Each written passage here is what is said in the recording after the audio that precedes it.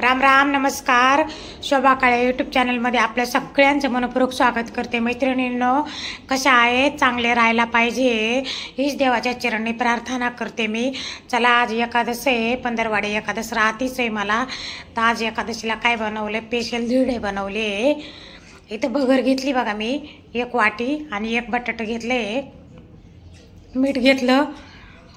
भगर काय करायचं, आणि बटाटा आपल्याला ना किसून घ्यायचं.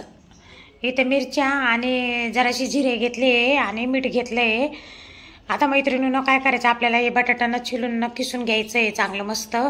आणि हे करायचं, पाण्यात टाकून ठेवायचं, काळं पडत नाही.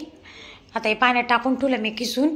आपल्याला भगर मिक्सरमध्ये काढून घ्यायची आहे. पण मैत्रिणींनो, मला ना, तुम्हाला माहिती, मी प्रत्येक व्हिडिओमध्ये सांगत राहते, मला वेळ नाही राहत. मी सकाळी दुकानात गेले, दुकानात आल्यावर धिरडे बनवले. तर तुम्ही काय करा, ही भगर जी आहे ना, काढून आधीच 1 तास भिजत टाकायला ठेवा, पीठ करून. मी त्याच्यातच ठेवली, तर थोडेसे ना कडक झाले धिरडे. तर तुम्ही भगर काढून दळून 1 तास पीठ भिजत ठेवा. इतके छान धिरडे बनत येतं. आता हे आपण मिक्स केलं, मिरची जिरे काढून घेतले मी मिक्सरमधून. आपलं मिक्स झालं आता ते छान मस्त. आता आपल्याला याचे बनवायचे धिरडे. इतके चांगले लागत आहेत मैत्रिणींनो. हे असे धिरडे करून एकदा बघा तुम्ही, काहीतरी वेगळे, खूप चांगले झाले, इतके चवदार झाले मस्त.